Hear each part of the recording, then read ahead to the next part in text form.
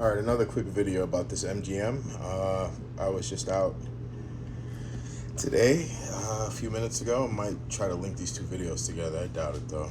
I'm on an iPad, so anyway, I was out today on a run and just did a little parking lot testing with it. Try to see where the brakes are at. Try to see how the setup works.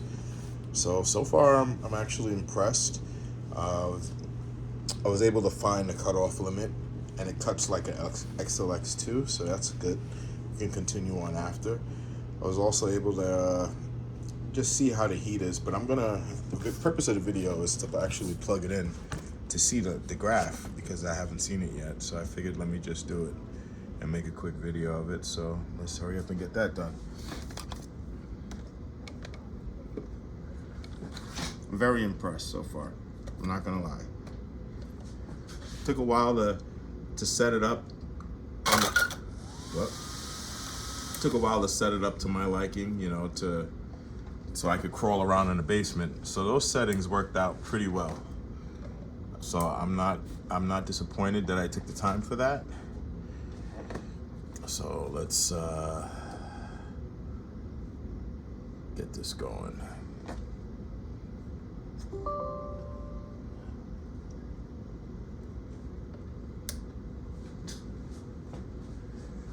Now, one thing I'm gonna do is the brakes, but I wanna see the history. It would be maybe run session 11, because nope, it'd be run session 12. Because I figured I turned it on and off, it registered something. There we go. So the only issue I have with the graphs and everything, you don't really get to see your numbers. It's really, unless they're gonna, I think they're coming up with a new software for this, but you don't get to see too much. But this is my first cut right here. And if you can see what I'm seeing, I'm fucking impressed. So output power over 1200 amps. Right? Am I seeing that correctly? Or is that the phase amps? I think that's the phase amps. Yep. 900. Actually, it went to 1200 amps and it cut. Like the gearing on this motor, this is a 1721 Castle. I have 2.8 diff ratios in it, and the gearing is 3236. And I took this around in a parking lot and bashed it around just to see what I could see on this log, and I'm so happy I did that, because wow. So that is pretty freaking awesome. Input request. Can't really see. That's the one thing I hate, is that if I want to see one thing, I gotta zoom in so much. There's no like but anyway, I'm not gonna complain. Let's see if we can move this back, see what else we got out of this. So yeah, and I bashed this around like I would bash around like a basher almost. Spun it, did some slides, generated some heat. Let's see what the controller temperature is. At least what I could figure out. And this is on 6S, so I don't really care about anything else beside amps and heat. Everything else is okay. So looks like all I have left is heat. And it got up to about, you could tell that it's getting hot, 46 degrees Celsius. 46 degrees Celsius, right? So the cutoff is over 100, but for my bashing it, as you can see, and the fan works phenomenally. Letting it sit, look at that. and then letting it sit from that to the last. Within 30 seconds, give or take, 35 seconds, 40 seconds, it dropped the heat all the way back down to where maybe 20 degrees Celsius. So that's freaking cool. I mean, that's freaking cool to see. So amps, you can see spiking at 12. So the limit on this ESC seems to be about 1200 amps. This is on 6S. 6S, guys. Sorry, we're watching a tennis match upstairs and downstairs if you hear any noises. But it's a 6S running. So 8S up to that much amps, it's gonna cut. Obviously, it was asking for more the way I was squeezing that trigger, but if you get 600, 1,000, 900, 1,000, 900, 600, 600, 900, another 1,100, 1,000, and this is bashing it around in a parking lot. 6S with crazy gearing, 1721 motor. So I am very, very happy with the ESC, guys. I have a perfect pass set up on this. It's not turned on. One thing I didn't understand was the braking. The braking kind of really sucked. So maybe it's because it's just, you know, the way I have it set up. But yeah, the braking, you can see how much I'm calling for brakes. The car, it slows down very slowly. But I'm gonna up the brakes on it. I guess I gotta leave it at 100. And I don't think it's set up the same way as a Castle braking system, so that's cool. Definitely a great ESC so far. Like I'm telling you right now, this car with an XLX2 had the perfect pass, almost to 70%. It'll move it and it'll go. But if you took that perfect pass off the XLX2 and you tried to trigger pull it the way I was playing with it, it would fucking catch on fire. So, shout out to you, MGM. I figured out some settings on it. Now I'm gonna get some tires for this car, take it apart, put it back together, Loctite it, and maybe take some wheels off of it, or maybe just take this fucking MGM off of it. I don't know. Don't really have any plans for it. So, but yeah, very pleased. Just gonna up the brakes. I could do that with you guys right now.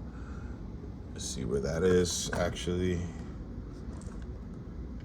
See, so with regular parameters, braking intensity is at 81, and the car doesn't stop. Like, it doesn't stop. So I'm just gonna leave it at 100. But I have,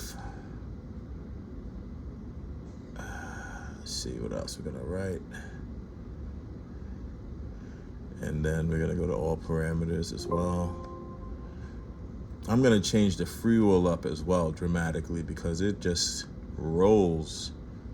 It really just rolls. So I have it from neutral. I'm gonna put that up to like, almost, that needs to be like almost 80%. Like, it's crazy. So can I go up anymore? Yeah, here we go. 40, 50, 60, 65. So it actually does something because it's, so those are the only two things I figured out. Outside everything else I already shared. So my first test was great. I love the setup. This is awesome. I did not expect that. That is better than expected, and I'm so happy I tested it with this motor because I know everything there is to know about this motor with the 4S Challenge and all that other stuff people are doing at it. So yeah, I'm all in with it. So let's see how else it does. MGM. Oh, let's see if I can see Ripple as well. Keep saying the video is done, and then I'm going back and forth just because I got you guys with me. So input voltage, let's take a look at that. And battery current as well. So I'm looking at the battery current. I don't know what the hell I'm looking at there. It's It's one thing I'm gonna check out. Maybe I don't know what it's registering it in, but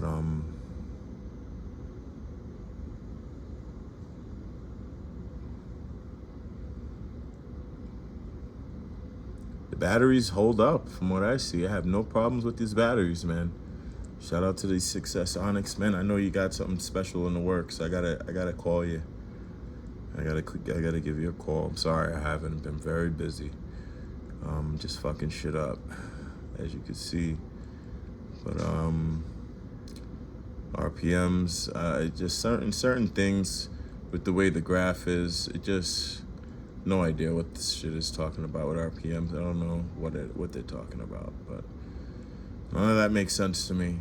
But we'll figure out when they update the new one, and maybe the new reader will be more people friendly. So I'm looking here, I'm like 120. What am I reading? 120 what? RPMs? That's 12 times 100. Oh, okay, so that's 12,000 RPM. So that sounds about right. Yeah, it's about right. The parking lot, right? 120 times 100. Yeah, it's about 12,000, give or take. It wasn't really spinning. It was a lot of tire spinning. So anything like here was a loaded test. Anything you see here was tire spin. So it was only really loaded. This was the first rip, and then it hit a cut. And then we loaded it here. But any of these real high spikes weren't really loaded because I was in a parking lot. So I could say, yeah, I have no complaints. ESC cut when it was supposed to. Battery current in amps, 800 amps out of that battery. Wow. You see that? 800 amps. That's Success Onyx. So I know that battery is good enough to do anything I need it to do. Consistently ripping, and that's battery output. I set this to 500 amps. It can go higher, but I set it to 5, and it's still pulling 800 out of the battery. So that's fucking good. Most of the time it'll limit it around 5, but if it needs more, it'll take it. So that's good to know. That's something on the XLX2 I couldn't see exactly. It'll show rip and voltage and drop, but it wouldn't tell me how many amps. It'll tell me how many amps the motor's pulling, but not how much amps the ESC is pulling versus how many phase amps it's kicking out. So that's what you can see. The MOSFET's really doing its job. The Cat Pack's doing its job, kicking out the power when it needs to. Now this one here, right there was a cut. And then I let it go and I got back on it, and as you can see, it pulled the power like it needed to, and that was a very aggressive first trigger pull just to see if it was gonna roast the tires or what. And obviously these GRPs did grip. They were dusty before and now they're sticky, a little stickier, so they work. So I'm very happy. That was the only cut during the test. So that was the first rip, everything else worked, and that's a lot of amps, guys.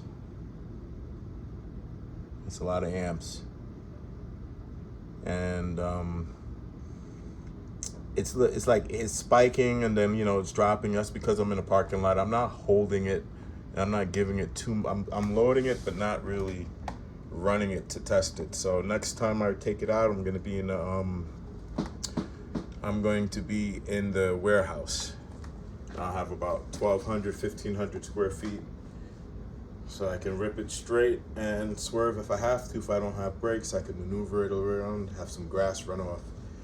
The most I've been there is 150, so this should be able to give me a good loaded test area to see what the ESC is doing. But this is my first real test with it. And the amps, man, is asking for 800 and it's kicking out fucking 12.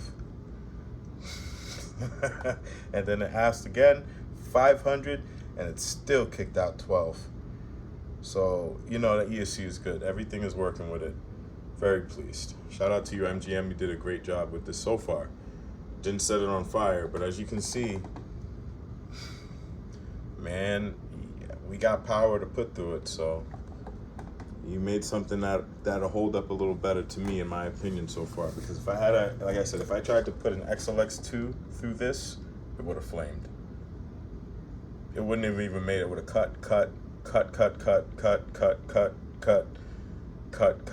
Every spike you see there would have been a power cut, and this didn't power cut at all. So it broke the tires loose, and then I was doing donuts for a little bit. Like literally, it'll give it to what it needs. So I look forward to really having some fun, safe fun.